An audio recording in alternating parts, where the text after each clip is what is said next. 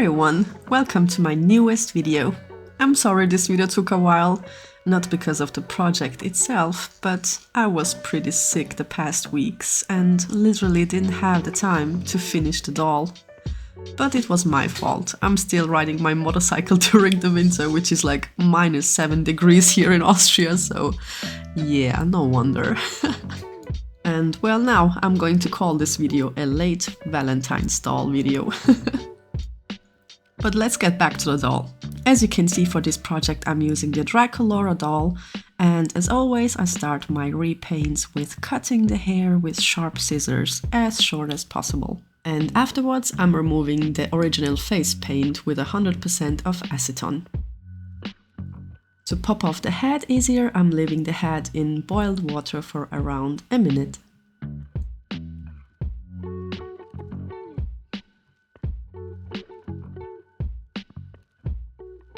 And after removing the hair plugs, it's time for head shrinking.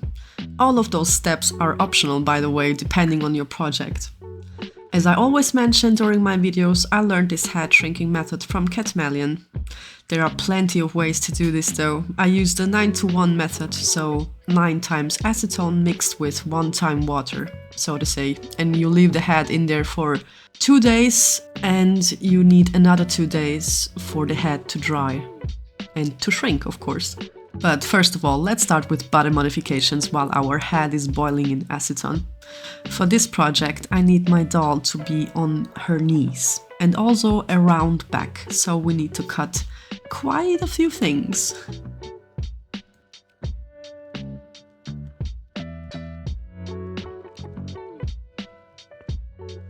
I know, this part of the video always looks so painful.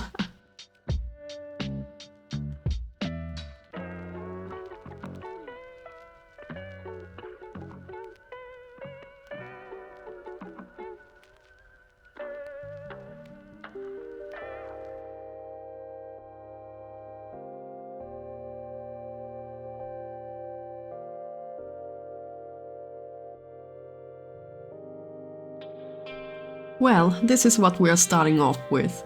Let's slowly attach her back now. So first I am drilling a little hole into the torso with my hand drill and attach a wire to it, with the help of some hot glue, of course.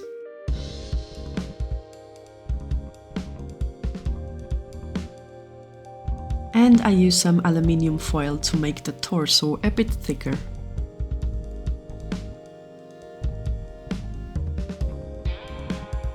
After everything is attached, we now can create her belly and her back with some Apoxie Sculpt.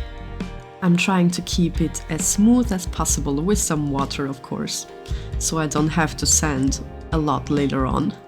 And I'm trying to give her a round back because I want her to bend forward a bit as her final position. After the torso is dried out, we can attach the legs again, using the same method, with wires and hot glue. And the knee I am creating with even more hot glue. After the hot glue is dried out, we can use our Apoxie Sculpt.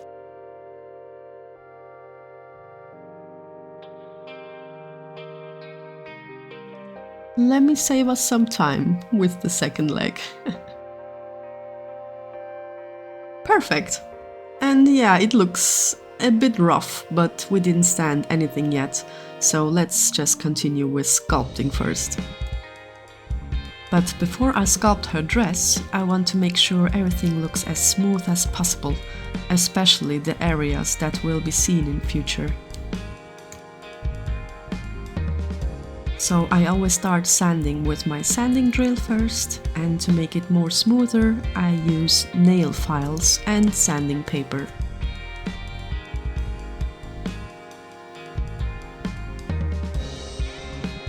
Oh, she already looks so sad, my poor girl. And I just realized I forgot to cover up the joints, so let's do that quickly.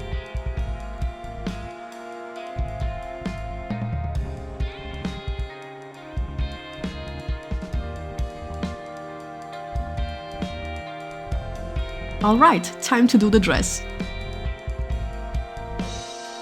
I kept the dress as simple as possible because I don't want her clothes to be the main topic. Also, this will be a pretty sad story, so I am trying to make the dress even a bit rough. And as you probably already saw from the thumbnail, she will be sitting in a small toxic pond, so this part should be floating. That's what I'm aiming for at least. And afterwards I added some folds to create a more realistic look to the dress.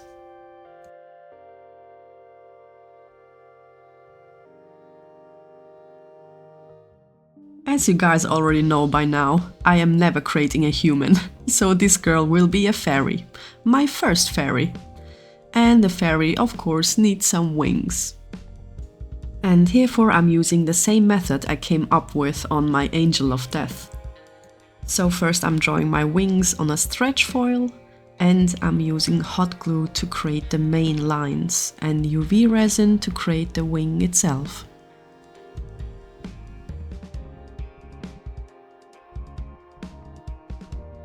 This method is so fun to use and super easy. Feel free to use it. 90 seconds under the UV lamp and the wings are dry.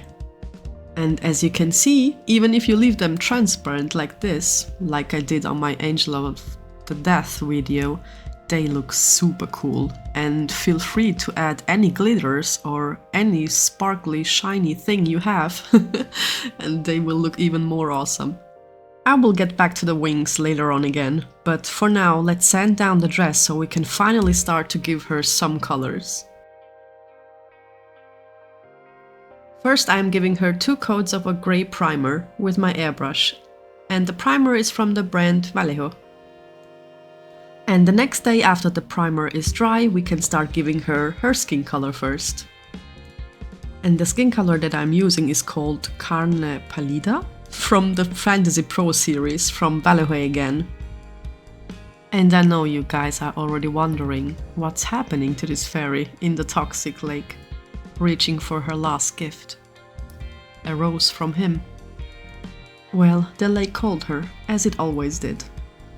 Its surface shimmered with a sickly glow, and the air smelled of decay. Yet she stepped in, without hesitation. Her wings burned the moment they touched the water, melting like wax under a cruel sun. Pain rippled through her body, but she barely flinched, because beyond the agony, beyond the poison that seeped into her veins, there was him. A single rose from the depths. Wilting, bleeding at the edges, yet still beautiful. She reached for it, just as she had 100 times before.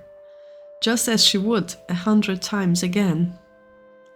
Every time she told herself she would let go, that she would turn away before it was too late.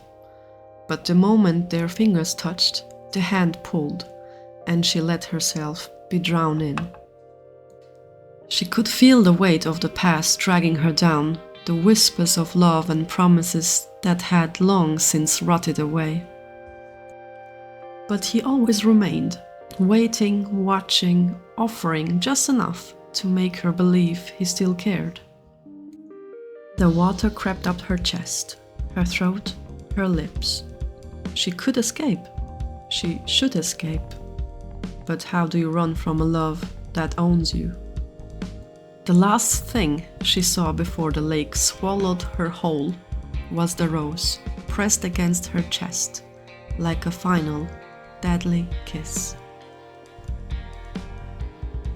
Yeah, well, I guess this is my kind of Valentine. Love can be beautiful, but it can also be dangerous. Sometimes we hold on to something that's already gone, even when it's destroying us. Just like the fairy in this story, we convince ourselves that the pain is worth it, because the love once felt real, but at what cost? So this doll represents that kind of love, the kind that melts your wings, drowns you in memories, and still makes you reach for more.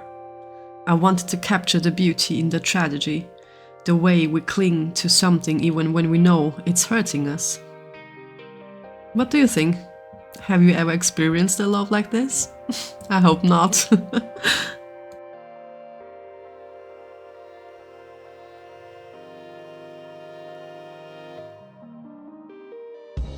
After blushing the doll, we can finally give her a nice, cute, sad face.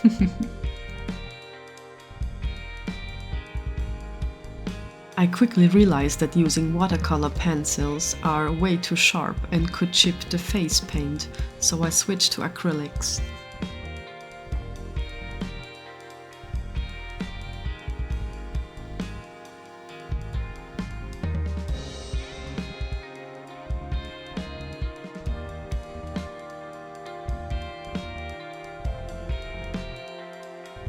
Also matching the dress, I gave her a red lip, red eyes and a red eyeliner.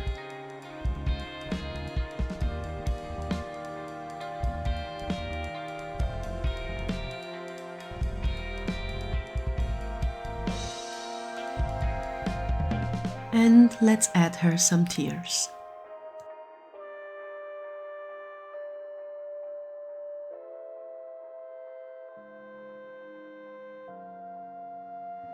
Also, let's add some Perlix powder to give her this shimmery fairy skin.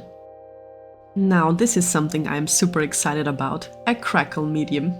I want her skin to be cracked in some areas from the toxic water she's sitting in, so I will use this medium for the first time.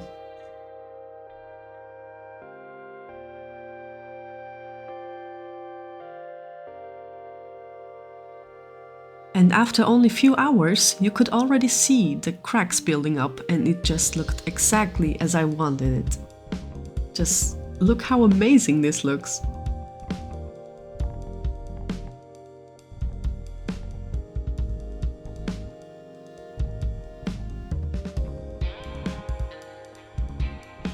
And these are the cracks on the body.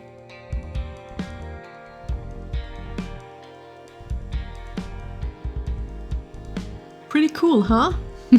I love how the pink shows through. Well, it's finally time to attach the wings. Let's do it. I really wanted to change the color of the wings though, because they reminded me of tasty bacon, and that shouldn't be the case at all, so I had to repaint them.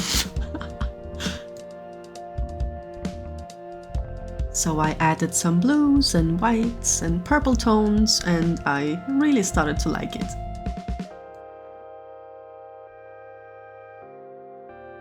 The next day I added some pinkish soft pastels to give her some shadows. And it was finally time to create our toxic love pool. I will add, of course, our skeleton hand with the rose and some more bones. Our lake, of course, will be out of epoxy resin. Let's mix it together. And by the way, I chose to make the toxic water purple, because purple is a color that blends the passion of red with the mystery and sorrow of blue. And by the way, I left the hair as a last step because they're going to be white and I don't want to touch them with my dirty fingers, so just to be sure. I added some bones, some red decoration moss, and of course our charming hand into the pool.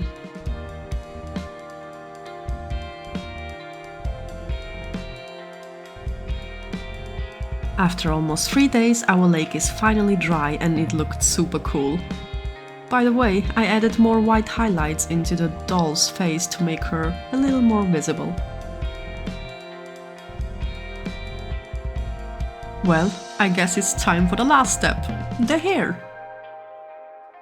For the hair I used a mixture of synthetic and yarn hair, so for the top part and for creating the middle part I used yarn because it's way easier to style for me. And after a while I felt like she needs more accessories in her hair, so I created this feather out of a silicone mold. And of course we need 2 of them. I used hair wax and some hot water to style the hair and to keep it on her side.